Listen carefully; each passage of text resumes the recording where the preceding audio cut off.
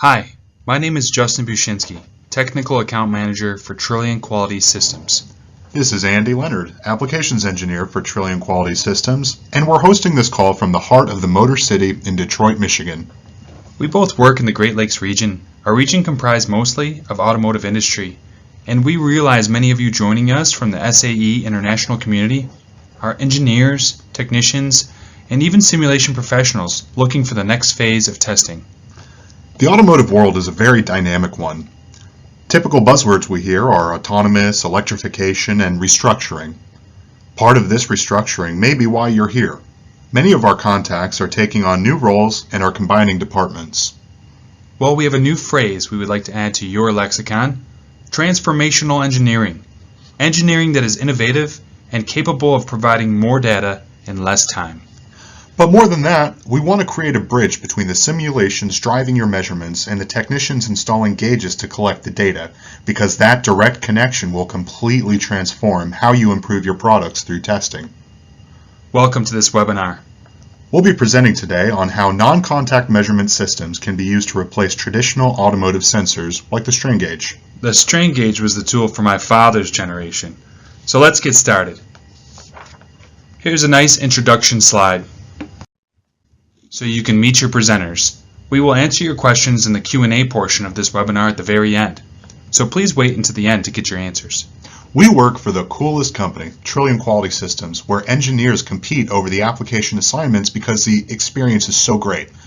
Justin and I both love being part of this growing company.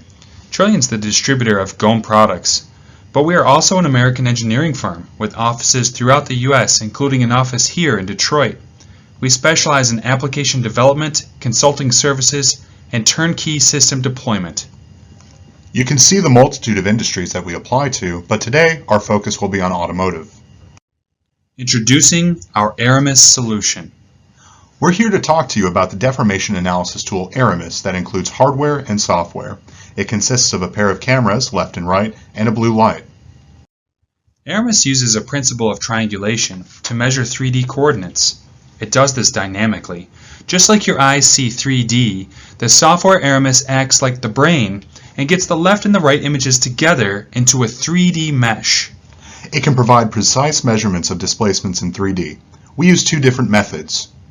On the one hand, we can prepare our testing object with stickers or measuring points. These are identified in the images to get a 3D coordinate for each point. This is useful for acceleration, 6 degrees of freedom, and trajectory analysis. On the other hand, we can also work with a pattern-based approach. We use a black and white pattern that we apply onto the part by spray painting it, just off-the-shelf aerosol spray paint. This creates thousands of tiny dots that create unique markers to identify and triangulate. A strain map can be measured on the whole surface. Earlier we mentioned that we seek to bridge the gap between testing and simulation. So many of our customers tell us that strain gauges, LVDTs, and accelerometers are painful to install. Predicting where to place them, having a smooth surface for attachment, and ultimately adding mass to the measurement are common problems. Then you end up not having enough data points to validate the FEA, and you have to go through the setup all over again. Aramis was designed to solve these problems. First, they can measure strains and displacement without contact. They can measure on the whole surface of the object to give a holistic measurement. They can measure displacement and strain at the same time. Just by changing the lenses, we can go from microscopic to several meters in size. We can take static before and after images, and as you will see in this presentation, we can utilize high-speed cameras to capture very transient occurrences. Because we capture so many coordinates in 3D, we are used with great enthusiasm for validation of simulation. Let's remember that simulations are only as good as our assumptions. We'll also have a new modal analysis feature that we'll be showcasing to you later. As you can see on the right, Aramis has a newer fixed base configuration where our cameras and their focuses are fixed for a range of measurements. This way, Aramis can be rolled around on the stable sensor stand you see here, taking measurements and remaining calibrated for weeks on end. Aramis applications break out into three major categories. The first is material testing. We easily integrate with your load frame and synchronize all your data.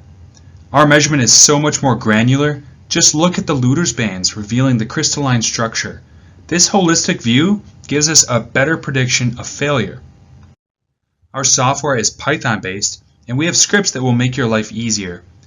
When we bring in the load information, Aramis is able to calculate automatically the stress-strain curve and process material characterization according to your ISO or ASTM standards.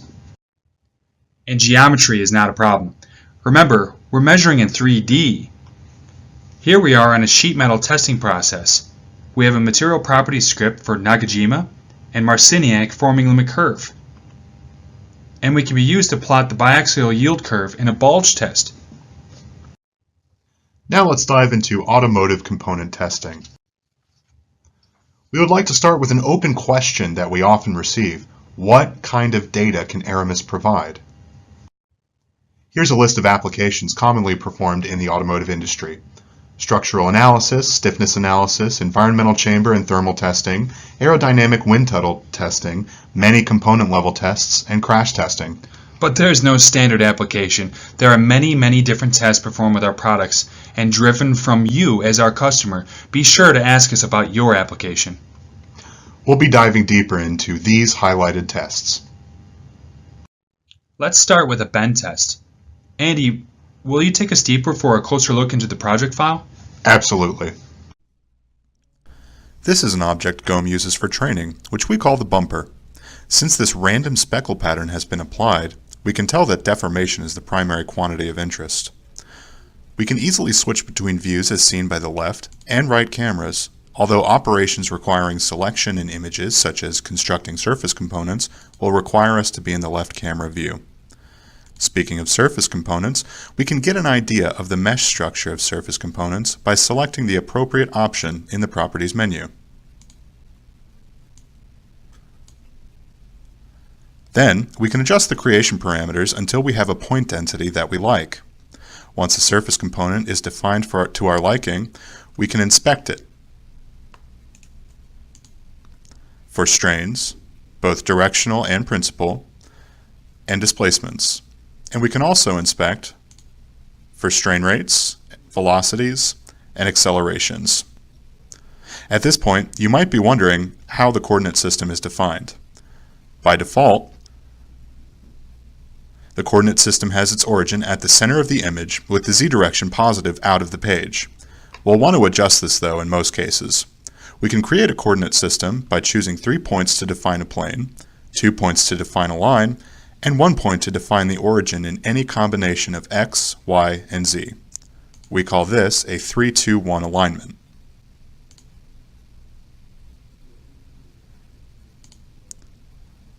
Alternatively, if you have a computer model of your test article, as we do here, we can import the mesh and align the surface component as seen by Aramis with the model. This will automatically define the coordinate system in terms of the one associated with the CAD.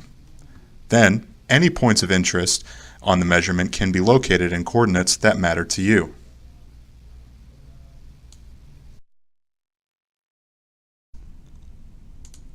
Now that the coordinate system is defined, we can check for displacements in the x, y, and z directions, as well as check strain in x and y. Let's activate the inspection for strain in x.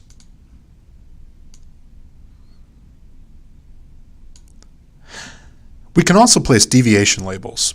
Deviation labels are a context-dependent inspection. With a full field inspection active, such as the strain in the x direction that we see here, we simply click on the menu option, place as many deviation labels as we'd like around the surface, and right-click to complete. Let's activate the deviation labels. Now, everywhere we put a deviation label has a display with the appropriate value corresponding to the legend on the right. We can use deviation labels to quickly plot key points in full field inspections and look for trends. If we find something interesting, we can use deviation labels to quickly plot key points in full field inspections and look for trends. If we find something interesting, we can create a report page. Aramis's reporting function has a wealth of options and ways to pick the best way to present your data. You can quickly and easily generate images and videos that tell the whole story of what's happening on your part. When you're finished using the intuitive interface, you have several different options for exporting your report page. Speaking of exporting, you also have a range of options for exporting data from Aramis. It can export data just as easily as it can import a CAD or an FEA, which we'll cover a little bit later. If I want to export this data on the graph, I can simply click the appropriate button, set some of the export parameters, and finalize the operation. The result of the export is this CSV file you see here. This is a powerful tool and is especially useful if you already have a well-established workflow that requires you to process CSVs. Thank you, Andy. Now let's turn our attention to our capability to measure inside environmental chambers. We need to see it to measure it, but peering through a window is not a problem for us. Let's take a look. Here we're loading the hood of a vehicle up to about 190 degrees Celsius. We're capable of retaining pattern and mitigating against thermal currents up to about 1500 C. You can see that we've sponge patterned the hood for our measurement. We have the hood loaded into the chamber and we're preparing an advanced trigger to synchronize a live evaluation. And we can see on the heat map of displacement indicated in millimeters by our legend on the right. Let's look at some analyses. Once our images are obtained, we can inspect the data for maximums and minimums. Here we have selected 4 points to give us a discrete readout at areas of interest.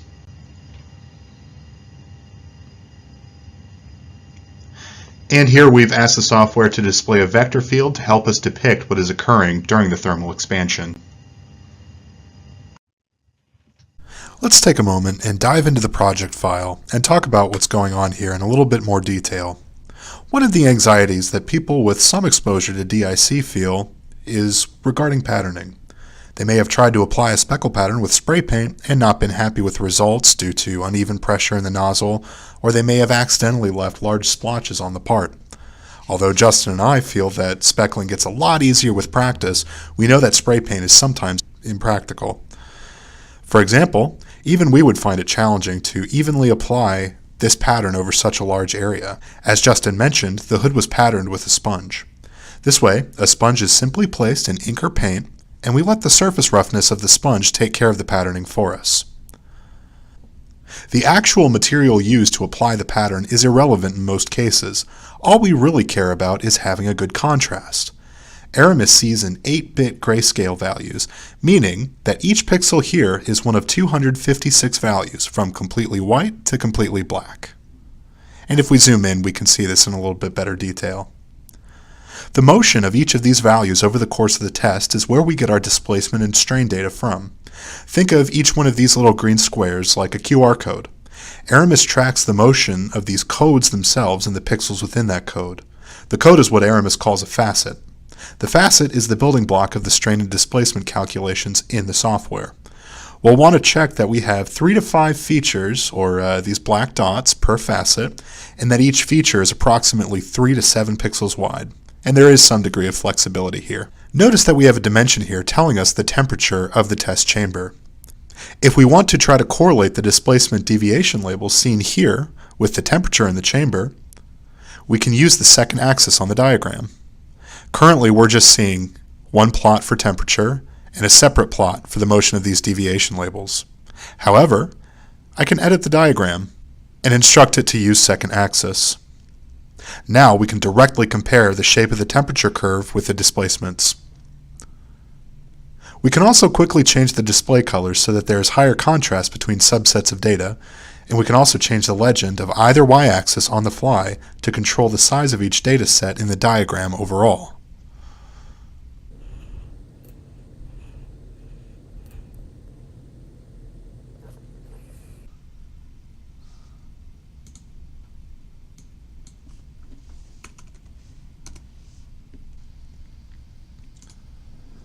I'd like to quickly talk about one of my favorite capabilities of Aramis. We know that we can get full field data, and we also know that we can find data at single points within the mesh. But did you know we can also take measurements along a section line? We simply construct a section we want to know more about, and then inspect it for the quantity of interest. This section line, that I creatively called Section 1, I've inspected for displacement. And if we turn on the diagram, we'll be able to see that data. Most inspections in Aramis will be plotted with time as the x-axis by default. For inspections on sections, however, the plot has the length of the section as the x-axis and updates for each image pair in the project.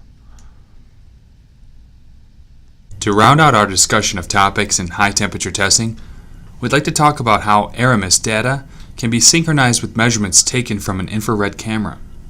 So many of our customers want to know how they can get the most out of their infrared cameras that they already have or are in the market to purchase.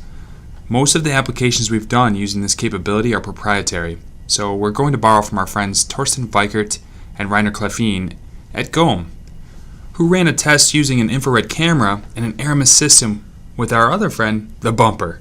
We recommend you check out this whole video, where you can find by searching for Training Webinar Open Data Architecture in the 3D testing software. And we just saw Torsten align the images from the infrared camera to the surface component as seen in Aramis.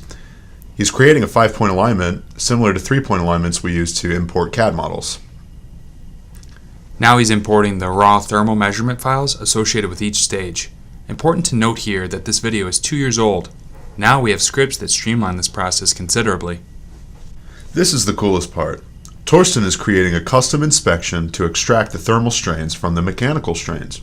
Using the temperature data and the bumper's coefficient of thermal expansion and subtracting their product from the strain values as measured by Aramis, he's able to isolate only those strains that are present due to loading and ignore those that are present solely due to the heat. Now we can view a surface map of thermally corrected strains. This is a powerful way to understand what's actually happening in the part. In many cases, thermal loading may interfere with analysis of your component. You know that the object will necessarily deform under heat loads, but you can't be sure when trying to discern which strains are thermal and which are mechanical. Aramis Thermography is the solution to that problem. Moving on from the hot stuff, let's get more dynamic. A door slam test is up next. This impact test is a very common test used to assess the performance of the damping material and the door lock. The door is slammed into the frame and we can see the measured response of the outer panel. Aramis is able to capture many points all at once and measure their 3D motion for a vibration and kinematic analysis. For this test, we are ramping up our acquisition speed to 1,000 frames per second. We like to be 10 to 15 times our frequency area of interest. This impact test has a simple setup. We begin with the preparation of our measurement, a point-based inspection, by placing lightweight sticker dots wherever we want to have a 3D coordinate or a virtual accelerometer. Below, we'll place a trigger signal or a light gate to automatically start the measurement as it perceives the door to close. And now we're getting Aramis in place using the laser sights to center our focal distance. And now we're all set for measurement.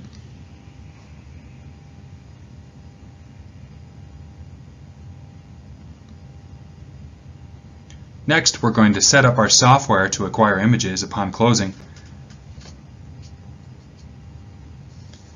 And we'll give the door a slam. Just make sure to stand out of the way. You can see the images acquired in the background.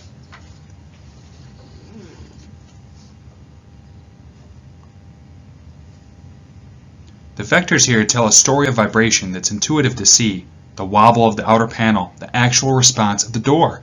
The bottom, top, and lock areas of the door are all monitored, since we are tracking displacement in time. We can measure the velocity and acceleration of the points as well. If we take a step back, we can look at the entirety of the door panel and view the displacement map all across the surface. Important note here, we could also speckle this door with a stochastic black and white pattern to derive data with even higher spatial resolution in full field. That dynamic motion is awesome, but imagine being in an engine dynamometer. It's hot, loud, and dirty, but that's also where you will find our Aramis. Let's turn things over to Andy for some engine work. This test was performed on a Volkswagen in an effort to study the motion of the engine during ignition. To that end, displacement tracking dots were applied under the hood, similar to what we just saw with the door slam analysis. These dots were then subdivided into 3 components: the chassis surrounding the engine bay, the engine cover itself, and inner components. Since we're interested in the response of the engine cover, let's activate that displacement inspection.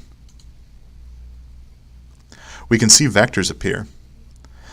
The color of the vectors corresponds to a range on the legend, and the histogram gives us an idea of the distribution of points at each value. Although this is a great way to get a qualitative idea of the engine motion, it doesn't give us any hard data to work with. To easily get numerical values of the motion, we can inspect some points within the component individually, which I've done here. Now, the displacements of these points is labeled numerically on the image and graphically in the diagram tab. But let's dig a little deeper. If we turn on the displacement vectors for the chassis, we notice that we have some motion.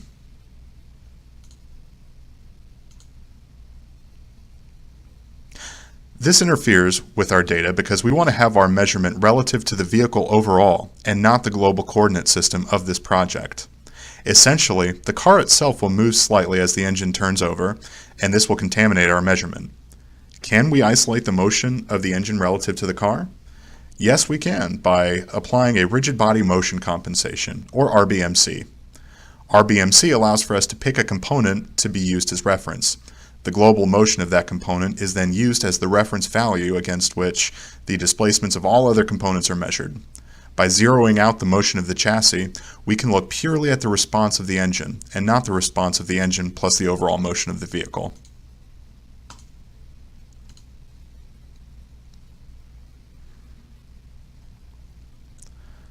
RBMC is a powerful tool. We can even use it to safeguard against measurement errors introduced by ground vibrations or small motions of the sensor fixture. If we have reference points in the field of view, we can define the zero motion state and cancel out any unwanted movement. As our president, John Tyson, says, we could even mount the system on bungee cords and still get an accurate measurement, assuming the cameras stay fixed with respect to each other. That was great, Andy. We learned a lot about motion there. Let's move on to the motion of a cooling fan. Another common test in automotive would be vibration analysis, to inspect for wobbling or to match up with acoustical data. Again, we're using point markers across the fan, making sure to have at least 3 to 5 per subcomponent, including each blade, the center hub, and the frame.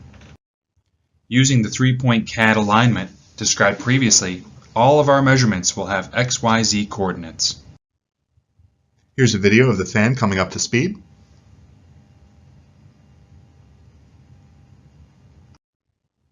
And now we'll adjust our measurement. Using the center hub as the rigid body, we can compensate for the motion of the fan. Remember, we can measure the displacement of any component in our field of view relative to that of another component. Here is the RBMC adjusted deformation in the Z direction.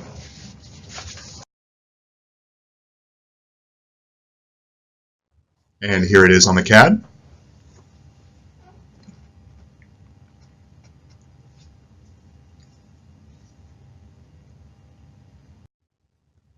And a quick inspection in the software, and we can select points to plot on a diagram. Taking it up a notch, we have a truck cooler fan that runs at 2,000 RPM during operation. If you look in the background, you can see our Aramis with blue tracking lights taking measurement. And in similar fashion as the last fan, we've placed lightweight stickers on our areas of interest, but you can see we've created point components here. You can see 3D shifts on the blades of the fan and the housing. This graph shows the envelope of the displacements of all points out the fan in all 3 spatial directions after the rigid body motion has been corrected. And we can bring that data right into the frequency domain for an ODS analysis. The oscillation shape at the first natural frequency can be seen at 85 Hz. As we click on the graph to the left, our ODS becomes visible on the right. This is a very, very powerful tool to visualize operational deflection shapes. Moving on now, tire testing has always been an Aramis application, but with the latest high-speed cameras, we're able to take our spatial and temporal resolution to the cutting edge. Let's take a look. This latest test was completed with the help of the University of Alabama at Birmingham and Phantom cameras at the National Research Tire Center.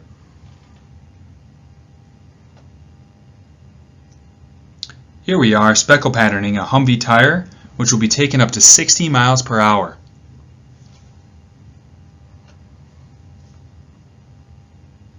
Taking a look at the setup, we can see two phantom cameras arranged as an Aramis system.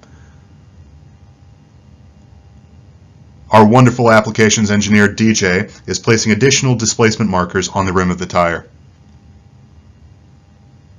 And the speckle pattern that we have on the tire here is a nice example of a 50-50 spread of white and black dots to optimize the data capture.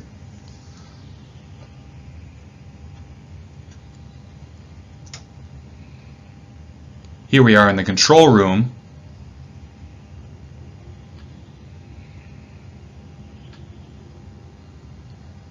But we've placed the GoPro carefully to show what the naked eye would see during the test.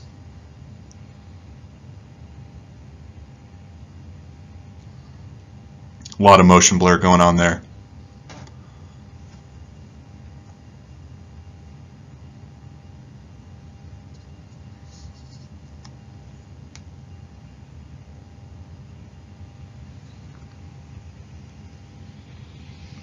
But luckily no motion blur with our awesome phantom cameras.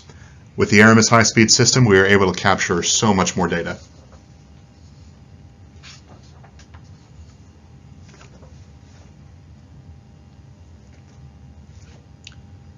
Very cool looking measurement on that tread. But back in the Aramis software, it's revealed that we're able to measure strain and deflection on a tire during dynamic testing. This test highlights deformation pattern on the tire during speed up, which can help validate simulation.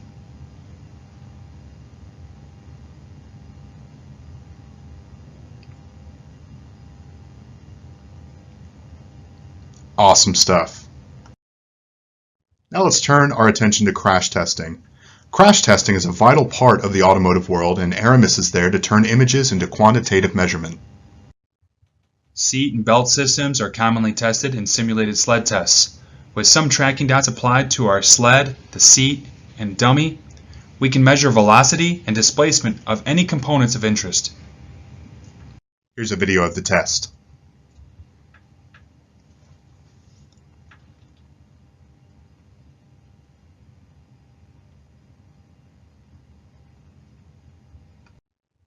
And here's the evaluation of the full motion. The vectors tell a story of magnitude and direction. You can see here that we've made our sled the frame of reference for our measurement, otherwise known, again, as a rigid body motion compensation. Zooming into an area of concern, the head can be evaluated for its full motion in X, Y, and Z coordinates. And here you can see we were able to construct a local coordinate system for further analysis of pitch, yaw, and roll of the head.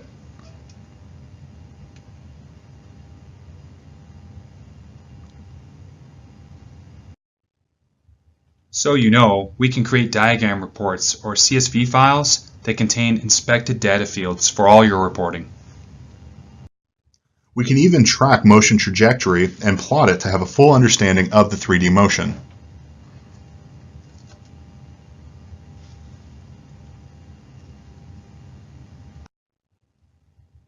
Let's take a break to review a case study that we completed with SAE. We worked together with our customer John Deere to investigate welded joints. Our motivation was to update our simulations of welding joints since they're not quite fully understood. Here we used an MTS test stand with Aramis to inspect a welded T-joint. The T-joint was rocked back and forth until failure for about 18 hours while our system collected images.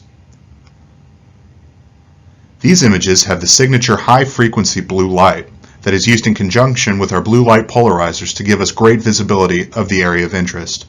You can see the weld finally break here. And after we capture the break, we're able to go back and analyze the data by measuring the crack opening as it occurs in the images. Long fatigue tests such as this are highly improved by our optical methods. For an example of how Aramis can be used in coordination with finite element analysis, we turn to a case study performed by Dominic Maschi and Theodor Moller at GOM in partnership with University of Chemnitz and CAD-FEM, where the bumper geometry we've seen in previous examples is built with a new fiber reinforced material. On the left, you can see an image of the test setup. On the right, you'll see a figure explaining the original assumptions used to build the boundary conditions of the original finite element model. Note that the base of the component is assumed to be fixed. This is going to be important in a minute because we can see a massive discrepancy between the downward travel distance of the bumper edge with respect to the force applied and the actual travel distance. It's a pretty big problem when your models overestimate the amount of force associated with a given deformation, so we'll need to get back to the drawing board. We can see here that the original model does a decent job of predicting the displacement at most points along this central section line, but the simulation breaks down at the edges with up to 0.5 millimeter difference between simulation and reality. That's unacceptable. We see similar differences when we inspect major strain and displacement in the z direction. So they went back to the original model and relaxed the fixture conditions, since it's hard to get something perfectly fixed. We allowed for some small travel in the base. Running the FEA simulation again and bringing it back to Aramis, we can see that we dramatically close the gap between simulation and reality in predicting displacements in Y, major strain, and displacement in the z direction. And now our travel curve is also much more in line with measured reality. Here we see some full field maps of major strain of the measurement in both simulations. The bottom row here is the result of a direct overlay and comparison of each simulation with the measurement, where we can get an illustration of the discrepancy over the full field. Let's now turn to a sequence in the video describing this process to see just how easy it is to compare sim and real data.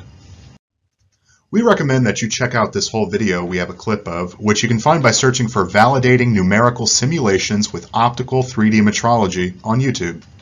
Here we can see how to use a built-in script to import FEA data. The simulation data is imported and treated as a CAD model. Once the FEA data has been imported, it needs to be aligned with the actual measurement data. Since we have a nice 3D construction for the mesh, we can use the pre-alignment process. That allows for similar points to be chosen on both the measurement and the FEA. And as we'll see here, the software will actually conduct a best fit.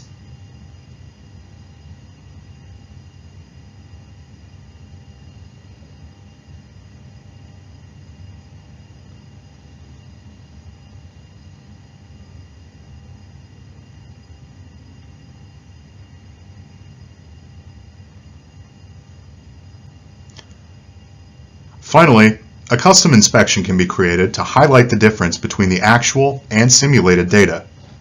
Our user-defined inspections are very useful for finding values that are of interest to you.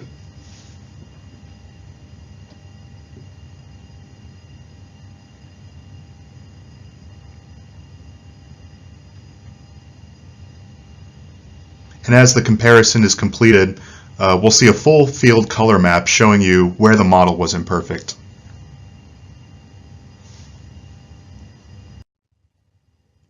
To answer the aforementioned question, what measuring data can be provided by Aramis for the automotive industry, we have broken down our applications into categories once more. We saw Aramis as being capable of completing strain measurement and calculating material characteristics. We witnessed dynamic impact testing and 3D displacement measurements. Aramis can be used to view in environmental chambers, measure deformation, and even correct to pull out thermal strain and just view the mechanical deformation. Finally, Aramis was shown to work well in high-speed acquisition, even in tough environments. Aramis was able to measure vibration, acceleration, and evaluate crash testing. In conclusion, you can see that Aramis is a transformational engineering solution. Capable of being rolled around the lab to take measurements, only changing lenses for different size tests, never touching your test samples. We replace your dad's strain gauges with far easier setup and fast setup times. No more gluing or soldering wires. We provide an abundance of data with intuitive visual presentation. And what's most important is we are optimally set up to be used for the verification of simulation models, since we capture the actual mesh aligned with your coordinate system. We are constantly innovating and improving. We would like the opportunity to talk with you about your application and the right software and hardware for you. Your standard is our standard. Join our team and join a growing list of members that are finding it easy in a time when it's hard to find a competitive edge. Thank you all.